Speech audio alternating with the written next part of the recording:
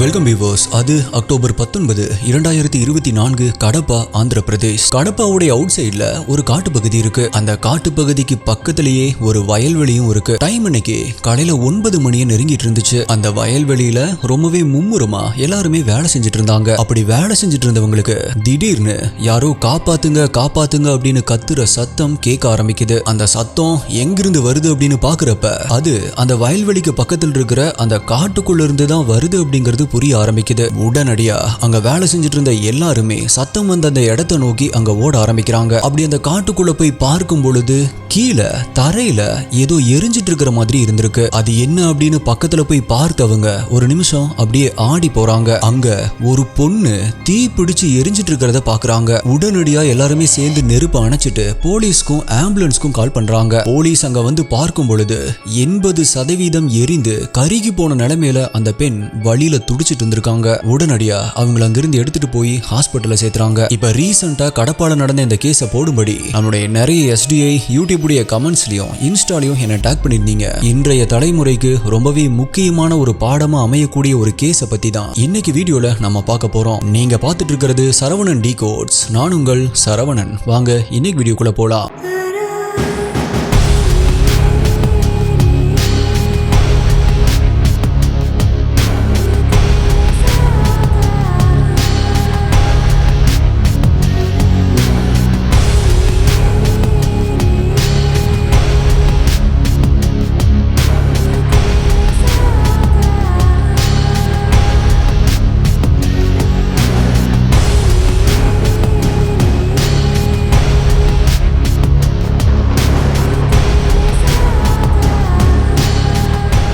இந்த வீடியோல நான் சொல்ற யூடியூப்ல காமிக்க முடியாத crime scene images, crime scene videos எல்லாமே நம்மளுடைய அஃபீஷியல் டெலிகிராம் குரூப்ல தான் அப்டேட் பண்ணுவோம். யூடியூப்ல கரெக்டா நோட்டிபிகேஷன் கிடைக்காதவங்களுக்கும் அங்க இன்ஸ்டன்டா அப்டேட் கிடைச்சிரும். டெலிகிராம் யூஸ் பண்ணாதவங்களுக்கு வாட்ஸ்அப்ல நம்மளுடைய சேனல் இருக்கு. அங்கேயுமே உங்களுக்கு இன்ஸ்டன்ட் அப்டேட்ஸ் கிடைச்சிரும். நம்மளுடைய அஃபீஷியல் வாட்ஸ்அப் மற்றும் டெலிகிராம் சேனலுடைய லிங்க் டிஸ்கிரிப்ஷன் பின்ட் கமெண்ட்ல கொடுத்திருக்கேன். செக் பண்ணி பாருங்க.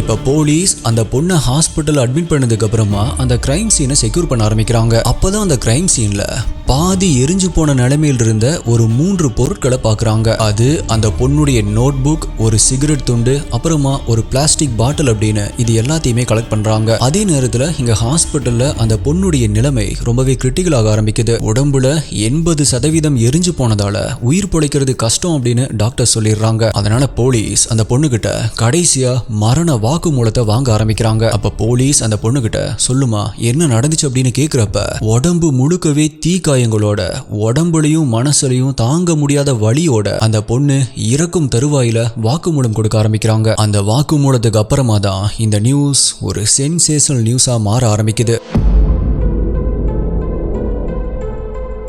கேஸுடைய தீவிரத்தை புரிஞ்சுக்கிட்ட ஆந்திரா CM அந்த பொண்ணுடைய பேரண்ட்ஸ்க்கு கால் பண்ணி உங்களுடைய பொண்ணுக்கு முடிஞ்ச அளவு பெஸ்டான ட்ரீட்மெண்ட்டை கொடுத்து காப்பாத்திடலாம், நீங்க கவலைப்படாம இருங்க அப்படின்னு தைரியம் சொல்றாரு. அது மட்டும் இல்லாம சீக்கிரமாவே சஸ்பெக்டை கண்டுபிடிக்க சொல்லி இந்த கேஸை விசாரிச்சுட்டு இருந்த ஆபீசர்ஸ் கிட்ட உத்தரவு போடுறாரு. அதனால இந்த கேஸை ஹேண்டில் பண்ணிட்டு இருந்த கடப்பாவுடைய SP ஹர்ஷவர்தன் தலைமையில 4 ஸ்பெஷல் டீம் அமைச்ச போலீஸ் இதுக்கு காரணமா இருந்த சஸ்பெக்டை தீவிரமா தேட ஆரம்பிக்கிறாங்க. இப்படி விசாரணை தீவிரம் அடைஞ்சிட்டு இருந்த அதே சமயம் சம்பவம் நடந்த அடுத்த நாள் அதிகாலை ஒரு 3 மணி அளவுல ஹாஸ்பிட்டல் இருந்த அந்த பொண்ணு சிகிச்சை பலன் இல்லாம இறந்து போறாங்க. தன்னுடைய பொண்ணுக்கு இப்படி ஆனதை அந்த பேரண்ட்ஸால தாங்கிக்கவே முடியல. ஏன்னா பொதுவாவே எல்லா பேரண்ட்ஸ் மாதிரியுமே தன்னுடைய பொண்ணை நல்லா படிக்க வைக்கணும், ஆல்சோ அவங்களுக்கு கல்யாணம் பண்ணி அழகு பார்க்கணும் அப்படின்னு பல கனவுகளோட இருந்த அந்த பேரண்ட்ஸ் கதறி அழுக ஆரம்பிக்கிறாங்க. இதே நேரத்துல சஸ்பெக்ட தீவிரமா தேடிட்டு இருந்த போலீஸ்க்கு கடப்பாவுடைய சிட்டிக்கு அவுட் சைட்ல அவன் ஒளிஞ்சிருக்கான் அப்படின்னு ஒரு தகவல் கிடைக்குது. உடனடியா அந்த இடத்துக்கு போன போலீஸ் அங்க வச்சு 19 வயதான ஜக்காலா விக்னேஷ் அப்படிங்கிற நபரை அரெஸ்ட் பண்றாங்க. அப்படி அவனை அரெஸ்ட் பண்ண போலீஸ் அவங்களுடைய ஸ்டைல விசாரிக்கிறப்ப அவனும் என்ன நடந்துச்சு அப்படின்னு கன்ஃபஸ் பண்ண ஆரம்பிக்கிறான். அப்படி அவன் கன்ஃபஸ் பண்ணது அண்ட் இறந்து போன அந்த பொண்ணு கொடுத்த ஸ்டேட்மெண்ட் இது ரெண்டுமே ஒத்து போகுது. இறப்பதற்கு முன்னாடி அந்த பொண்ணு போலீஸ் கிட்ட கொடுத்த வாக்குமூலம், ஆல்சோ இவன் போலீஸ் கிட்ட கொடுத்த கன்ஃபஷன் இதுதான்.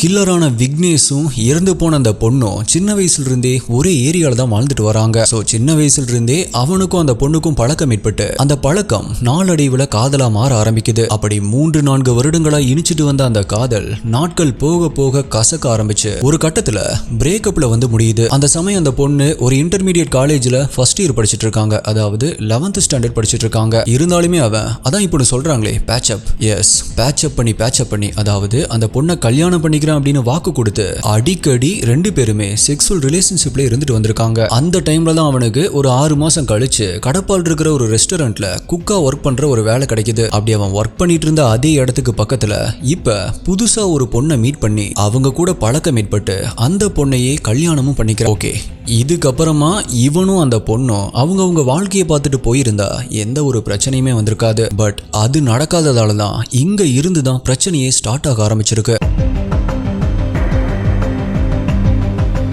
ஏன்னா அவன் பிரேக்கப் பண்ணதுக்கு அப்புறமாவும் பேட்ச் அப் அப்படி இப்படின்னு சொல்லி அந்த பொண்ணு கூட கான்டாக்ட்ல இருந்துட்டு இருந்திருக்கான். அதாவது அவன் அடிக்கடி அந்த பொண்ணுக்கு கால் பண்ணி நீ இல்ல அப்படின்னா நான் செத்து போயிருவேன், எனக்கு இப்பதான் உன்னுடைய அருமை புரியுது அப்படின்னு பல சென்டென்ஸை போட்டு அந்த பொண்ணை பிரைன் வாஷ் பண்ணி அடிக்கடி மீட் பண்ணியிருக்கான். அப்படி மீட் பண்ணது மட்டும் இல்லாம மீட் பண்ணும் பொழுது எல்லாமே 2 பேருமே இன்டிமேசியாகவும் இருக்க ஆரம்பிச்சிருக்காங்க. இதனால அந்த பொண்ணு அவன் கிட்ட தன்னை கல்யாணம் பண்ணிக்க சொல்லி கேட்டிருக்காங்க. ஆனா அவனோ அது மட்டும் முடியாது அப்படின்னு சொல்லி மறுத்துட்டே இருந்திருக்கான். ஆனா அந்த பொண்ணோ கண்டினியூஸா தன்னை கல்யாணம் பண்ண சொல்லி வற்புறுத்திட்டே இருந்திருக்காங்க.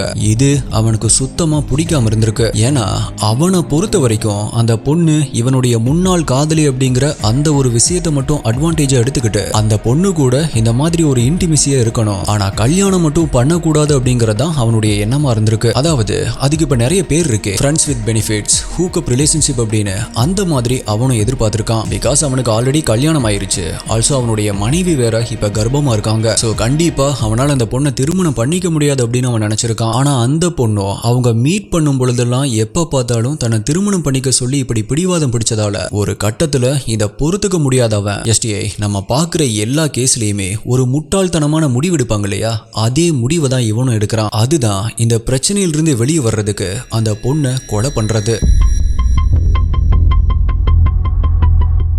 அப்படி கொலை பண்ணா எல்லா பிரச்சனையுமே தீந்துரும் அப்படின்னு நினைச்ச அந்த அறிவாளி அக்டோபர் 19ஆம் தேதி, அதாவது சம்பவம் நடந்த அந்த நாள் காலையில அவனுடைய மனைவியுடைய மொபைல்ல இருந்து அந்த பொண்ணுக்கு கால் பண்றான். தன்னுடைய மொபைல் நம்பரை யூஸ் பண்ணாம இப்படி யூஸ் பண்றதால போலீஸ் கிட்ட மாட்டிக்க மாட்டோம் அப்படின்னு நினைச்சிருக்கான். சோ அப்படி போன் பண்ணவன் கிளம்பி வா நம்ம மீட் பண்ணலாம், நம்மளுடைய கல்யாண விஷயமா பேசலாம் அப்படின்னு சொல்லி கூப்பிட்டுருக்கான். ஆனா அதுக்கு முன்னாடியே காலையில ஒரு 5 மணி அளவுல தன்னுடைய பைக் எடுத்துட்டு போய் பெட்ரோல் பங்க்ல பெட்ரோல் போட்டிருக்கான். அதுக்கப்புறமா மறைவான ஒரு இடத்துல பைக் நிப்பாட்டி பைக்கில் இருந்து ஒரு 1/2 லிட்டர் பெட்ரோலை ஒரு பிளாஸ்டிக் பாட்டிலுக்கு டிரான்ஸ்ஃபர் பண்ணிட்டு அதை அவனுடைய பேக்ல மறைச்சு வைக்கிறான். நாள் அக்டோபர் 19. டைம் இப்ப சரியா காலையில ஒரு 7:30 இருக்கும். காலேஜ் போறதா வீட்டுல போய் சொல்லிட்டு கிளம்புன அந்த பொண்ணு ஆட்டோல ஏறி அவன் வர சொன்ன அந்த இடத்துக்கு போறாங்க. அப்படி கிளம்பி சரியா ஒரு 20 நிமிடங்கள் கழிச்சு அந்த ஆட்டோ ஒரு பாலிடெக்னிக் காலேஜ் வழியா போயிட்டு இருக்கும் போது இவன் தான் பிளான் பண்ண மாதிரியே அந்த பேக் எடுத்துட்டு ஆட்டோவை நிப்பாட்டி உள்ள ஏறி உட்கார்றான். இப்ப அந்த ஆட்டோ சிட்டியை விட்டு 10 கிலோமீட்டர் தொலைவுல அவுட்டர்ல இருக்கிற